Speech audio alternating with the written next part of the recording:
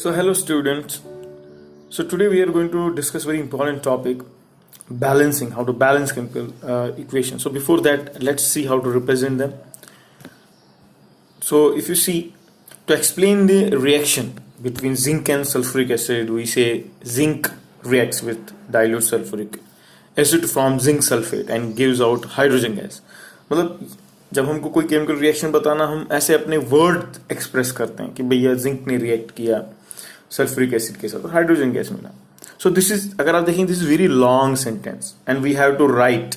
Same situation exists only for other equations also. So as we have to study large number of reactions, we must therefore follow some shorthand method to represent the chemical reactions. क्योंकि हम हमेशा इतना बड़ा बड़ा sentence नहीं बोल सकते, क्योंकि बहुत सारी रिएक्शंस हमको पढ़नी, तो हमको कुछ शॉर्ट फॉर्म ढूंढना पड़ेगा उसका, कैसे उसको रिप्रेजेंट कर रहे हैं. तो chemical reaction and their equations. So अब यहाँ पे दो तरीके बेटा to represent any chemical reaction. पहला है इन टर्म्स ऑफ वर्ड्स. हम डायरेक्ट वर्ड्स के माध्यम से लिख सकते हैं. जैसे द अबो रिएक्शन जो हमने अभी पीछे स्टेटमेंट पढ़ा can be represent in form of words. कैसे? मैं लिखूंगा जिंक प्लस सल्फ्यूरिक एसिड, ये रिएक्टेंट हो गया मेरा, और एक एरो डालूंगा और उस तरफ लिख दूंगा मेरा जो प्रोडक्ट है जिंक सल्फेट और हाइड्रोजन, वो मेरा प्रोडक्ट है. So thus the names of the reactants are written in the left hand side with the plus sign in between. The name of the product is written on the right hand side with the plus sign in between. Or an arrow is put in between the reactant and product such that the direction of the arrow heads is from reactant to product. मतलब मेरा जो head है ये बताता भाई ये reactant थे left side में, और जो उस तरफ जिस तरफ हेड है उस तरफ प्रोडक्ट है, मुझे क्या मिला है रिएक्शन के बाद. ये एक वर्ड इक्वेशन से हम रिप्रेजेंट कर सकते हैं. दूसरा है सिंबल और फॉर्मूला से, उसको केमिकल इक्वेशन बोलते हैं. हम इसको हम वर्ड इक्वेशन बोलते हैं, और जो अगर हम सिंबल और फॉर्मूले से दिखाएंगे उसको हम केमिकल इक्वेशन बोलते हैं. So even above method representing chemical reaction is not too short. फिर भी आपको पूरा तो लिखना ही है ना. A still shorter and faster method is used by writing symbols and फॉर्मूले of different reactants and products in place of their names. तो आपको सिर्फ फॉर्मूला लिखना है. अभी चलो देखते कितना आसान हो जाता है. अभी इन टर्म ऑफ फॉर्मूला आपको जिंक के बदले सिर्फ Zn लिखना है, सल्फ्यूरिक एसिड के बदले सिर्फ H2SO4 लिखना है, जिंक सल्फेट के बदले ZnSO4 लिखना है, हाइड्रोजन के बदले H2 लिखना है, हो गया. So this is called a chemical equation. So in fact, this is the most common method of representing a chemical reaction. Hence, we define chemical equation as follows. The shorthand method of representing a chemical reaction in terms of symbols and formulae of the different reactants and products are chemical equation. So let's move ahead. So now let's understand, writing a chemical equation. कुछ points हमको याद रखने हैं जब हम chemical reaction लिखते हैं. उसमें सबसे पहला क्या है, सिंबल एंड फॉर्मूले of the reactants are written on the left hand side with plus sign in between. The symbol of formulae of the product are written on the right hand side with plus in between, and the arrow sign is put in between the reactant and product pointing the reactant towards the product. So plus sign लगाना है left side में भी, जो जितने भी हमारे पास reactant रहेंगे, और राइट साइड में भी आपको प्लस साइन लगाना है जितने भी आपके प्रोडक्ट रहेंगे, और एरो इन दोनों के बीच में आएगा, और हेड किसकी तरफ रहेगा? प्रोडक्ट की तरफ, कि हमको क्या मिल रहा है इससे. और दूसरा, अगर आप देखें तो केमिकल इक्वेशन को अगर हम मोर इंफॉर्मेटिव बनाए, the physical state of reactant are indicated in the equation. The gaseous and liquid and solid state are indicated by writing letter G. G मतलब वो गैस हो गया. जैसे अभी हाइड्रोजन बना था इधर, तो मैं हाइड्रोजन के सामने ब्रैकेट में जी लिख दूंगा, मतलब अरे गैस हो गया.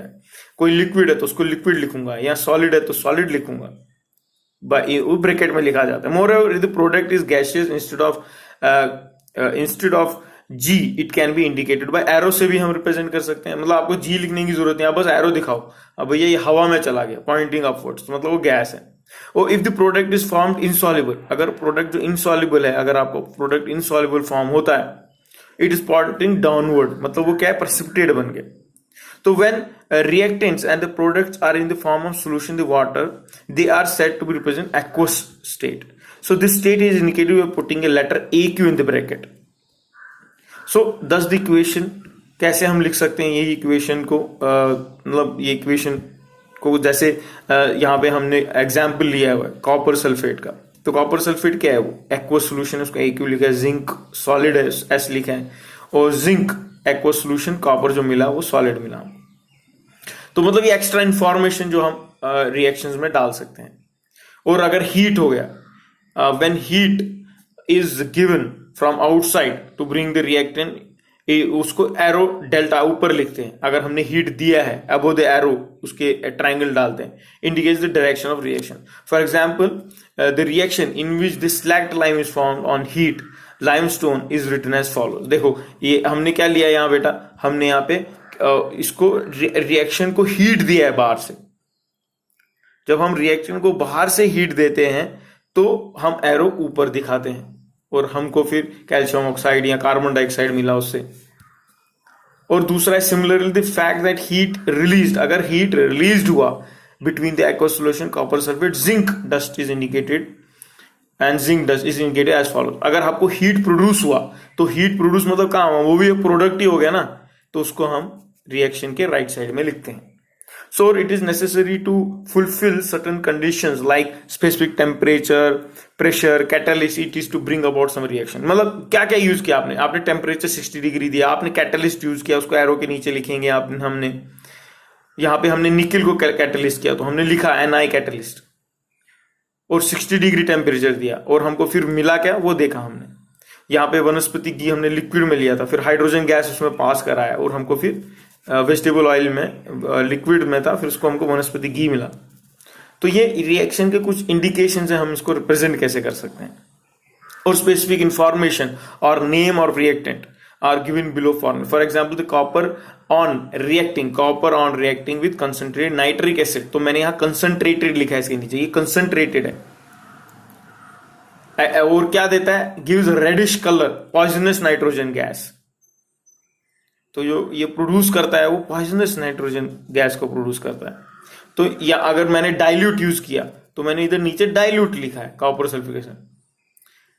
तो ये कुछ इंफॉर्मेशन है जो हम डायरेक्ट हमारे रिएक्शंस में डाल सकते हैं, तो इससे मतलब हमारा रिएक्शन और इंफॉर्मेटिव बन जाता है। तो अभी दो रिएक्शंस होती हैं, एक होती है बैलेंस और अनबैलेंस, उसको स्केलेटन केमिकल रिएक्शन भी बोलते हैं अनबैलेंस को। जैसे आप एग्जांपल लीजिए, जिंक ले लीजिए और सल्फ्यूरिक एसिड ले लीजिए, और जिंक सल्फेट मिल रहा है और हाइड्रोजन मिल रहा है मुझे। और दूसरा एग्जांपल आप ले लीजिए पोटेशियम क्लोरेट जो मुझे मिल रहा है, और उससे मुझे पोटेशियम क्लोराइड मिल रहा है और ऑक्सीजन मिल रहा है। अगर आप देखेंगे जो इक्वेशन 1 है उसमें मैं कंपेयर करूंगा number of atoms of different elements on the two sides are as follows. जैसे यहाँ इसमें क्या क्या बेटा, जिंक है, मैंने यहाँ सब जितने भी एलिमेंट्स हैं चाहे वो रिएक्टेंट में प्रोडक्ट में, मैं सब इसमें डाल देता हूं। जिंक है, हाइड्रोजन है, सल्फर है और ऑक्सीजन। फिर मैं देखूंगा कि उसमें एटम्स कितने हैं। जैसे यहाँ जिंक का एक ही एटम है तो मैंने एक लिखा। फिर देखा मैंने हाइड्रोजन के 2 एटम्स है टोटल, मैंने 2 लिख दिए। फिर मैंने सल्फर देखा, सल्फर का भी एक ही एटम है लेफ्ट हैंड साइड में, तो मैंने एक ही लिखा। तो ये लेफ्ट हैंड साइड में जितने एटम है इसके वो मैंने लिख दिए। फिर मैं राइट हैंड साइड में गया, राइट हैंड साइड में मैंने जिंक देखा एक ही है, सल्फर एक ही, ऑक्सीजन 4 है और हाइड्रोजन 2 है। मतलब लेफ्ट साइड में जितने एटम्स हैं जिंक के, हाइड्रोजन के या सल्फर के, उतने ही राइट साइड में भी हैं अगर आप देखेंगे इस रिएक्शन में। तो ये बेटा इसको बोलते हैं बैलेंस। दस the number of atoms on each side क्या है बेटा, बैलेंस है। Each side of atom of 2 sides equation is equal, इसको हम बोलते हैं बैलेंस। लेकिन हर एक इक्वेशन बेटा बैलेंस नहीं मिलती है हमको। तो जब बैलेंस नहीं मिलती है उसको क्या करेंगे देखते हैं। तो such equation in which the number of atoms of each element on the 2 sides of the equation is equal is called balance equation। जैसे लेकिन in equation 2 K atoms and chlorine atoms are equal in both sides but oxygen atom is not equal। अगर आप देखेंगे दूसरे reaction में यहाँ oxygen 2 है right hand side में, यहाँ पे कितने 3 है, ये बराबर नहीं है। तो such equation in which the number of atoms of different one or more is not equal to the 2 sides, उसको बोलते हैं अनबैलेंस और स्केलेटल इक्वेशन। तो हमारा आज सब्जेक्ट मैटर बेटा यही है कि हम इसको कैसे बैलेंस करेंगे। ये सबसे इंपॉर्टेंट है, ये एग्जाम में आता ही आता है और इसके स्टेप्स बहुत इंपॉर्टेंट है, एक भी स्टेप छूटना नहीं चाहिए इसका। आप इसलिए प्रॉपरली अंडरस्टैंड करो। तो इसलिए भी balancing a chemical equation according to the law of conservation जो है, the mass of product must be equal to the mass of reactant, है कि नहीं? So this is only possible the number of atoms are equal, elements दोनों side में अगर atoms है तभी तो पॉसिबल है ना, तभी मास बराबर हो गया। इसलिए balancing of A chemical equation means the number of atoms of each element on equal side of should be equation. यही हमारा काम है, क्या करना है, making the number of atoms of each element equal on both sides of equation. इसको बोलते हैं बैलेंसिंग ऑफ केमिकल इक्वेशन। अब इसमें importance of balancing chemical equation क्या है? The importance of balancing chemical equation lies in the fact that it satisfies the law of conservation of mass. तो ये concept बेटा इसके पीछे, क्यों बैलेंस क्यों करते हैं? क्योंकि ये कंजर्वेशन ऑफ मास जो है यही तो उस लॉ को प्रूव करने के लिए हमको मतलब बैलेंस करना है, बिकॉज वो लॉ की वजह से हमारा रिएक्शन हमको मालूम है, जो रिएक्टेंट है प्रोडक्ट का मास बराबर होता है, तो वो कंजर्वेशन ऑफ मास जो है दैट इज इंपॉर्टेंट। तो इसलिए हम important balance of chemical equation करते हैं। आइन equation total mass of all products equal to the total mass of reactants. So let's see steps. How can we balance chemical equation? एक systematic way में we will go so that it's easy for you. तो there are total, अगर आप देख रहे हैं total 7 steps हैं. Let's understand. First step है to write word equation. Write down the equation in word form by writing names of the reactant in left side and product on right side. This step is not required if equation of a is given in term of symbol and formula. Step 1 तभी आपको करना है अगर आपको symbol और formula नहीं दिया हुआ है, तो आपको खुद लिखना है लेफ्ट हैंड साइड और राइट हैंड साइड में, प्रोडक्ट और रिडक्ट को और फिर प्रोडक्ट को। Step 2 to write the skeletal chemical equation. Write down the symbol and formulae of the various reactants and products. This gives us skeletal chemical equation. मतलब equation लिखनी है, और अगर आपको इक्वेशन लिखी हुई दी हुई है तो ये आपका स्टेप 1 हो जाएगा। फिर step 3 to enclose the formula in the boxes. Enclose the formula of each reactant and product in boxes. This is done to remember that during balancing the chemical equation the formula of a reactant और a product can not change.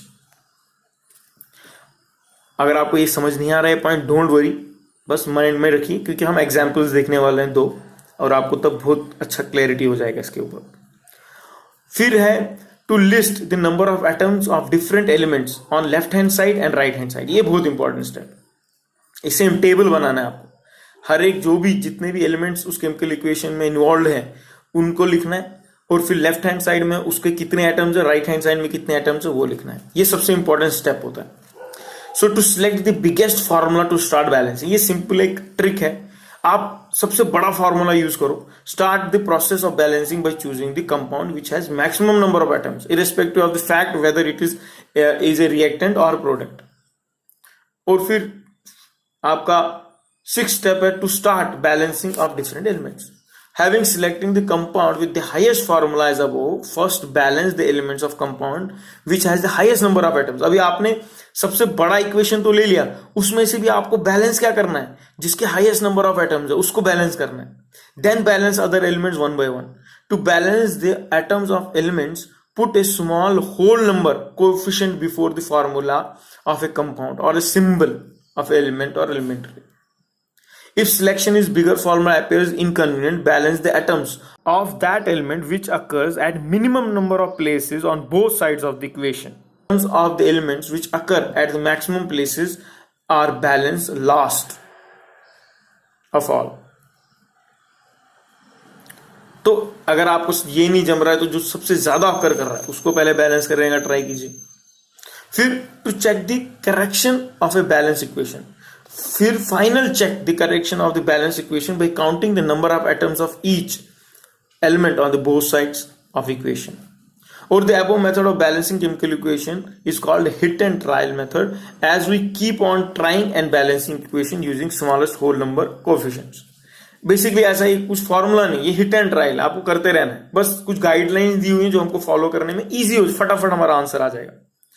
तो अगर आपको नहीं भी समझा कुछ घबराइए मत, हम अभी एग्जाम्पल्स लेंगे 2 और आपको ये और क्लैरिटी आ जाएगा इसमें। तो लेट्स स्टार्ट। इंपॉर्टेंट कॉशियस क्या रखना है इसमें, to make the number of atoms of an element equal to both sides of the equation we can not change the subscript of the formula. So we can only place a suitable whole number coefficient to the formula. For example, if we have 4 atoms, अगर हमारे पास 4 atom है oxygen के, तो हम क्या लिखेंगे 4H2 4, not H2O4 और H2 whole 4. हमको सिर्फ सबस्क्रिप्ट के साथ खेलना है पीछे से, इसके फॉर्मूला में कोई चेंज नहीं करना है हमको. सबस्क्रिप्ट, ये बहुत इंपॉर्टेंट पॉइंट. और the coefficient place before the formula multiplies each atom of the formula that number. For example, अगर मैंने 2NH3 लिखा है, उसका मतलब उधर 2 एटम है नाइट्रोजन के, और ये 2 into 3 हो जाएगा, 6 एटम है हाइड्रोजन के. ये इंपॉर्टेंट है.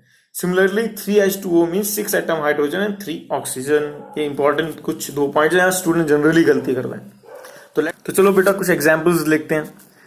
तो how to balance chemical equation, तो आपको क्लैरिटी आएगा जो हमने भी स्टेप्स देखे.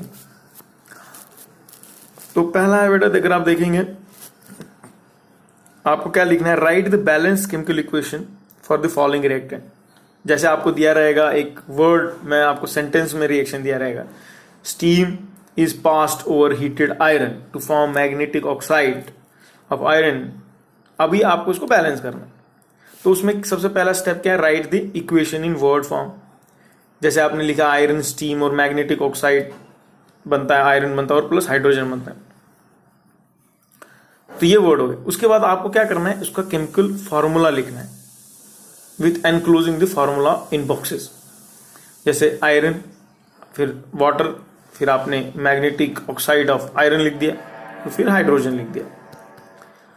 तो उसके बाद आप क्या करेंगे बेटा, list the number of atoms of different elements. आपने जितने भी एलिमेंट इस केमिकल रिएक्शन में इन्वॉल्व हुए वो सब आप लिख लेंगे. आयरन है, इसमें हाइड्रोजन है और ऑक्सीजन है. फिर आप लेफ्ट हैंड साइड में उसके एटम कितने, राइट हैंड साइड में उसके एटम कितने, वो देखेंगे. जैसे यहाँ आयरन 1 ही है तो मैंने यहाँ 1 लिखा, हाइड्रोजन 2 है, फिर ऑक्सीजन 1 है. और फिर मैं गया राइट हैंड साइड में, वहां देखा आयरन 3 है, ऑक्सीजन 4 है और हाइड्रोजन 2 है, तो वो इधर लिख दिए. फिर मेरे को क्या करना है बेटा, selecting the biggest formula and balance the element with highest number of atoms. जैसे इसमें ऑक्सीजन है तो मैं मल्टीपल करूंगा और मेरा ये इक्वेशन ये वाला आ जाएगा. इसके बाद बेटा इंपॉर्टेंट स्टेप जो आपके बोर्ड एग्जामिनेशन के हिसाब से इंपॉर्टेंट है, अगर आपका एक भी नंबर इसमें नहीं कटना चाहिए, ये जो स्टेप 3 है ये वापस रिपीट होगा. ये वापस रिपीट होगा. जितनी बार आप मल्टीपल करेंगे किसी के साथ, ये स्टेप वापस रिपीट करना कंपलसरी है आपको. तो आप क्या करेंगे, वापस ये टेबल बनाएंगे, वापस आप नंबर लिखेंगे. जैसे अभी लेफ्ट हैंड साइड में आयरन 1 है, ऑक्सीजन, लेकिन हाइड्रोजन कितना हो गया, 8 हो गया, तो मैं यहां 8 लिखूंगा. ऑक्सीजन कितना हो गया, ऑक्सीजन 4 हो गया. और ये आयरन कितना, आयरन 1 ही है. तो अगर आप देखेंगे अभी पहला मैंने जब मल्टीप्लिकेशन किया तो मेरा क्या बैलेंस हुआ, ऑक्सीजन बैलेंस हो गया. ये जो टेबल है ये वापस बनेगा आपके इस स्टेप के बाद. ये इंपॉर्टेंट पॉइंट है, नोट कर लीजिए. हर स्टेप के बाद ये टेबल आपको बनाना है. फिर ये टेबल मैंने बनाया वापस, फिर मेरे को अभी क्या करूंगा मैं भी फिर आयरन को बैलेंस किया.